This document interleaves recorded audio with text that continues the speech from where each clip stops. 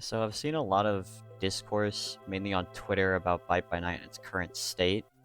And now, of course, some points are valid, don't get me wrong, but I feel like some people are just kind of hating to hate, considering they just haven't learned the game too much yet, which is to be expected. The game only came out about like 2 to 3 days ago.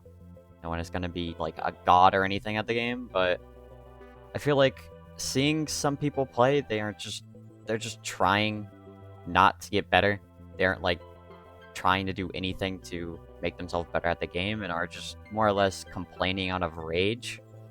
Though I would want to take this time and at least give my own thoughts and criticisms, because I want to kind of give constructive criticism, because some of these people are just kind of complaining in a very hateful manner, but I feel like that's just to be expected from Twitter of all places. But other than that, I just want to talk about like praises I have for the game, but also some criticisms that I have, because wow, this game, it's definitely something at the moment, but I do find it enjoyable. There's nothing that like I want to rip my hair out over. There's just some other underlying issue that makes the game unplayable. But yeah, let's go ahead and get started.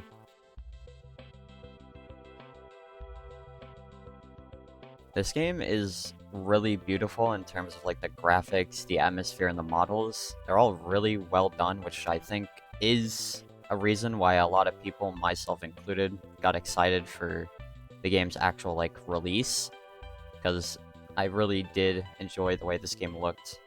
I really liked how you could, bash through doors, you could barricade doors, because that was a really unique mechanic specifically to this game. And I just loved how high quality everything kind of was. I do really like how each map is very high quality. They've definitely gone back and, changed some things to remove like some really annoying loops and whatnot. But other than that, all the maps in this are really, really good. I love each and every one of them. And I think what they got going in terms of like their map balancing, it's pretty good, and I hope for future maps that they take what they've been doing now into consideration. Survivors are pretty cool as well. I really like all the animations and whatnot. I did mention that the door bashing and barricading were also really cool. And all that stuff with the survivors is another reason like I was drawn to this game, because I really liked how the gameplay looked. I loved everything about the survivors. But yeah. Killers are also fun to play. Getting kills feels very rewarding, though I do get the anger behind some loops on certain maps. But every killer kind of has their own way to counter those loops, I guess you could say. Because you have spring traps, bear traps, you have Ennard's little creature thing that can easily just follow a person or just be really annoying in hallways. Or you have, the Mimic's underground stealth ability, which can easily mess up somebody or just like catch someone off guard and make them like leave an area. Other than that, I don't really have much else I can say, because I mean the game is stunning and whatnot, like I've said, but other than that, I don't really have anything else I can say. So I guess let's move on to the criticisms.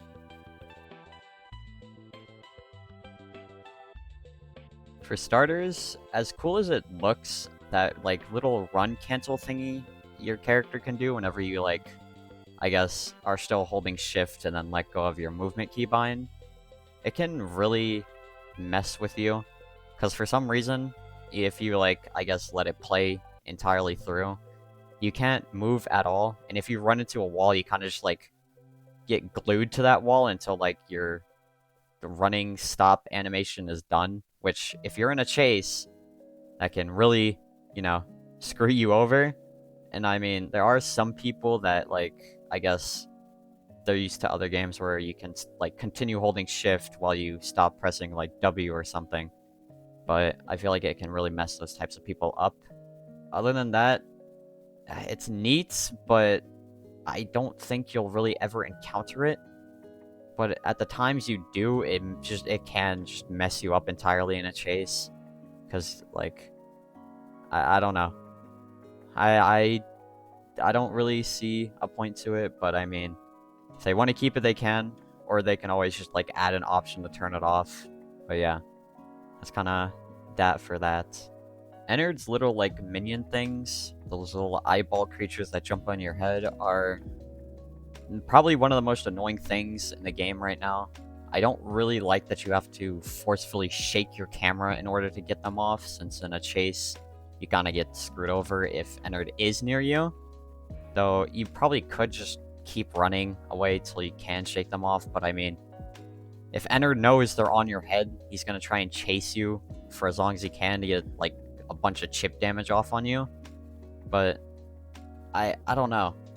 You could probably just run off into an area, and then if he stops shaking, you can shake him off, but like at the same time, you're probably going to be taking the same damage that you would if Ennard just smacked you while you're getting them off. But I don't know a real change you could do to it, but you could probably just maybe make it so you have to press like some keybind on your keyboard really fast, or just like spam a keybind instead of having to actually shake your camera violently to get it off you. But I mean, it's cool, but it is a bit annoying. And I will say the other thing about Ennard is his instant M1 after you do get grabbed by him. I do understand that, yeah, it's to reward him for hitting that, since that can be a bit annoying to land, but it's a bit cracked, I will say. But other than that, Ennard, he's not that bad. It's just his minions and somewhat his instant M1 grab. But yeah, that's kind of all for him. Mimic is a little OP in his current standing. I will say that his underground stealth move is almost impossible to dodge, unless you know, somehow bait him to come out of the ground, which that can be kind of hard to do with how instant it is. Though I guess there's something I could just not understand about it at the moment, and I need to play against more mimics, but right now, I feel like you should get a little more time between him coming like to you and then popping out of the ground, because I know there is like a red circle that fills up and then he comes out. I feel like there should be a little more time for you to react to that, but right now it's just kind of obnoxious. I also think that his speed setting right now is a bit crazy, but I feel like how you just manage that is just make the stamina drain on it a little quicker, since he can whittle you down very easily with his M1s and his leap. But yeah, all you need to do is just make the stamina drain a little quicker, so it's not, you know, chase you for all your stamina almost. But yeah, I do think there should be, you know, a text box when you're holding a battery that says you can press X to drop this battery, since I do think new players will not know you can do it at all. I personally had no idea myself until a friend told me it was X, and I don't know if it could have been like in some info box somewhere in the settings, but it would be nice to just have a little indicator telling players that, oh yeah, if you press X, you'll drop this battery, instead of them having to find out the hard way by pressing every button on their keyboard or getting hit by the killer. I will say, yeah, the maps are good, but I do think they're quite small for a game like this, and in some areas, looping can be really powerful, though in my opinion, I don't really care to talk about looping. It's kind of what a survivor has to do to, you know, survive, but other than that, yeah, I can understand the anger of looping, but that's kind of just what a survivor has to do. The survivor class stacking stuff, it's a little bit of an issue right now, because I had a round yesterday. I didn't record it, but I went into a game with like 5 fighters and 2 security guards, and I nearly lost because it was really annoying, because if one fighter whiffed, then every other fighter would show up to kind of just save them, I guess. And I don't know what they really could do to prevent this besides, you know, giving the killer, I guess, more stun immunity, because I know the fighter's stun is not the worst thing in the world. It is a pretty short stun, so I feel like to just alleviate a lot of the annoyance would just to be give the killer a bit more stun immunity with each fighter that's in the match. But But yeah, that's kind of it. Besides all this, I don't really think I have any other issues with the game. At the moment, it's pretty decently balanced for the most part. Even I did mention a few killer abilities that were just kind of annoying, but I think that's just to be expected as the game is very new, like I said, and I wanted to give it the benefit of the doubt, so I won't, bash them too hard for how things are right now. But hopefully in the future we'll see more, I guess, better balancing.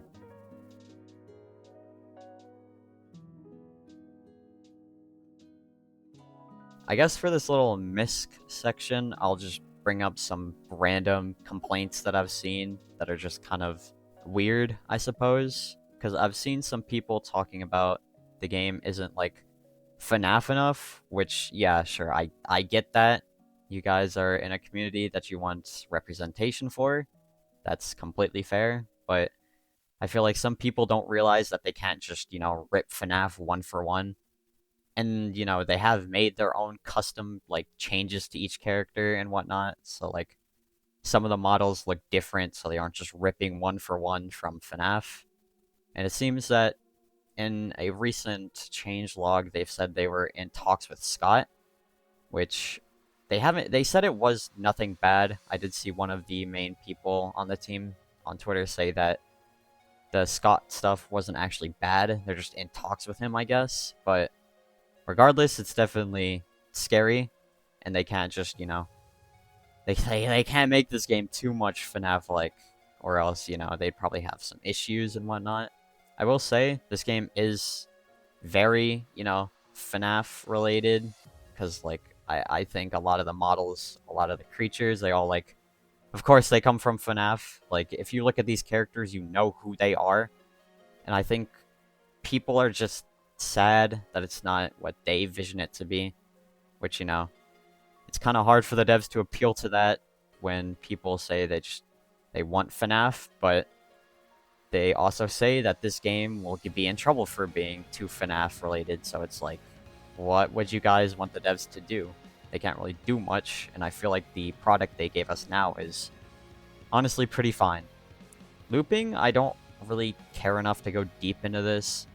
These maps are like have a lot of dead ends where you can zone survivors, like, and just cut them off or do some stuff to try and get them into a really bad spot.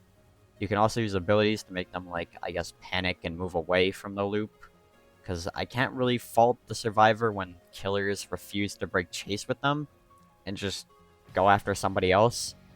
You can, I guess, try to trip someone up by making them think you go for somebody else, but then you go back to that person and try and get a hit off.